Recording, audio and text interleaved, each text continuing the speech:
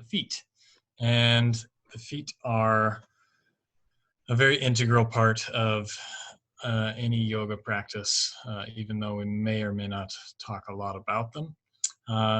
They are the last line between you and the ground, and the first thing to come in contact as well. And it's really amazing how subtle changes in the feet can work their way all the way up the body, both physically and mentally. You might have noticed that with injuries or something like that. Of course, if you're limping and not using one foot, that's going to go up and affect the rest of your body. But even just sort of opening up the tissues of the feet can be very helpful for many things. So I'm going to adjust the view down here so you can look at my feet. And they're tired feet, been working all day. Why don't we just start out in whatever position is comfortable for you, rubbing on the tops of the feet. A little self-massage, working in between the toes, and pretty lightly here to start, just kind of getting some blood flow in on the tops of the feet. We'll move into the inside of the ankles and open up the arches a little bit. And next, we're just going to be squeezing the toes. Toes are usually colder, have less circulation there.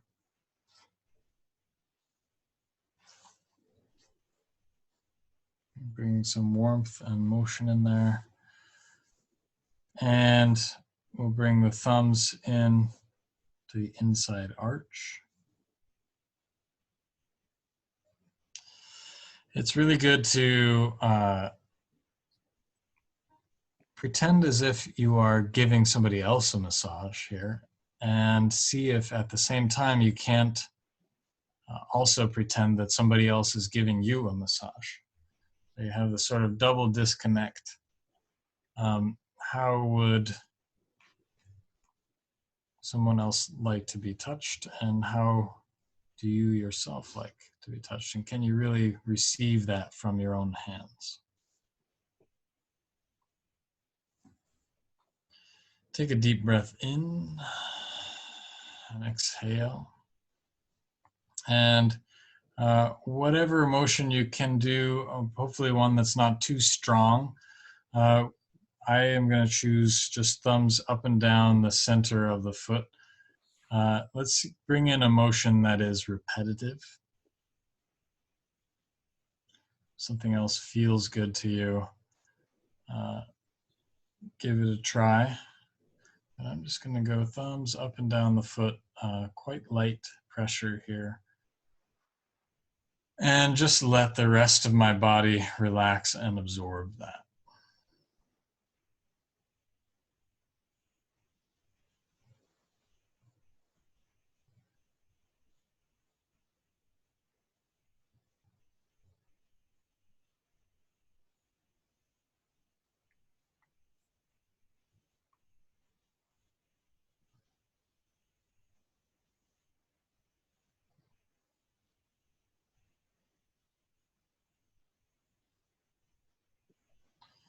And it's a very relaxing practice to do the same thing over and over. One more big deep breath in. And exhale, let it out with a sigh. And then again, we'll start working the toes. Work in between the toes with your fingers.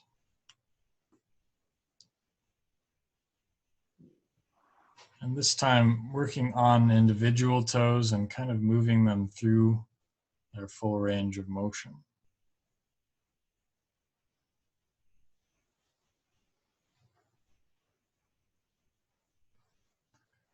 Maybe a twist of each toe.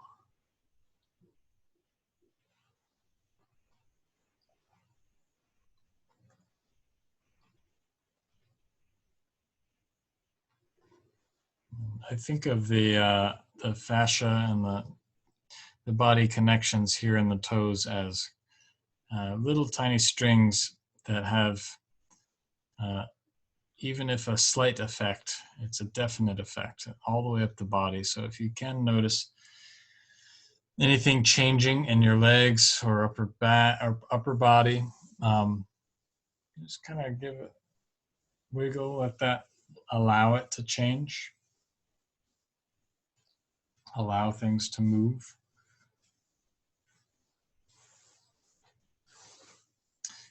And then we'll come back and work our way up to the ankles, heels. Maybe knees come vertical again. And we can just hold the feet.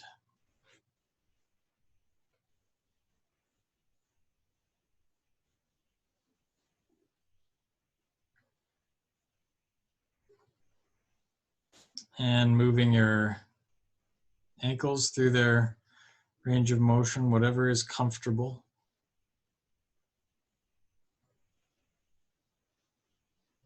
If you're encountering any pops or pains, you can decide whether to hold that there and breathe into it or not. Okay, and then we'll bring the legs out long, feet in front of us. And we're going to crunch the toes all the way in. And with the toes crunched in, we're going to flex the feet all the way forward and pull them all the way back.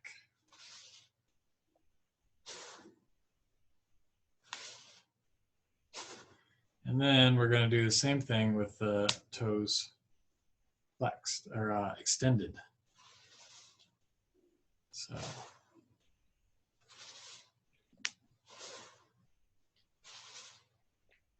and one more time with the toes crunched.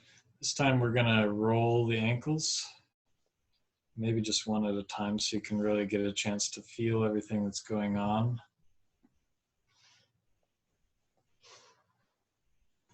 And we'll spread the toes, roll that same ankle. Maybe switch directions as well.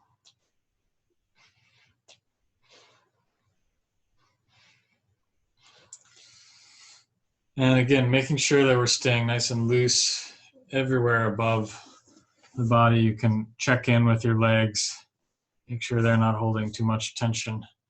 And we'll do the other foot, scrunching the toe, rolling the ankle. Ooh.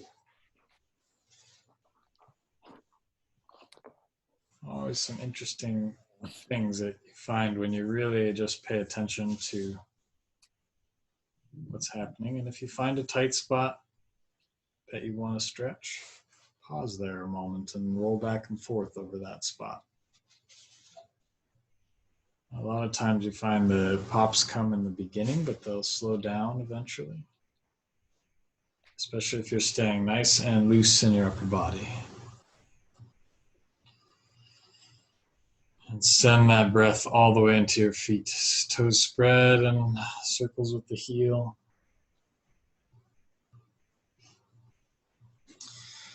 And then we're going to press with the big toes forward and lift the other 4 toes back. Very hard. And just from here, in that position, roll the pelvis forward and back on the mat. Holding the toes exactly that way. Big toes forward, other toes all the way back. Might be kind of difficult, like rubbing your belly and patting your head at the same time. I'm not used to focusing on the position of the toes. Okay, this next one is hard for me, but everybody's different. We're going to do the 4 toes forward and the big toes back. I'm just touching my toes because it's hard for me to do it first. I can do it. With an, oh, She's got it. And then from that point, we're going to roll the hips again.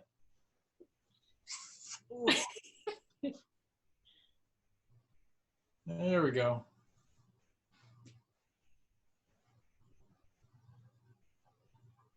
So just rolling the hips. I'll give you a side view. Rolling the hips forward and back.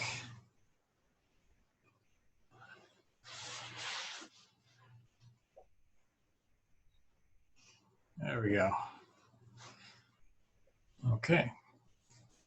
And then we'll use the hands to crunch the toes all the way curled. And then we'll use the hands, we'll put a finger in between each toe if that's possible, or as close to that as you can get.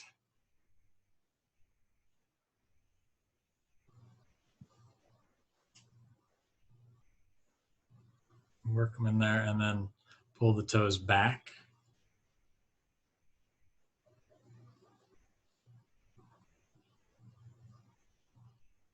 If that's not possible, or if that's difficult, just pulling the toes back can work fine too.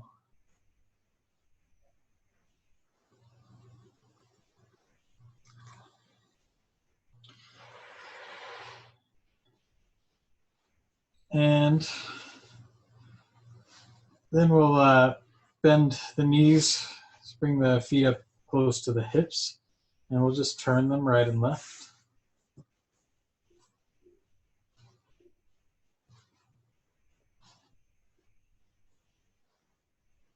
Again, pausing if you find a nice spot.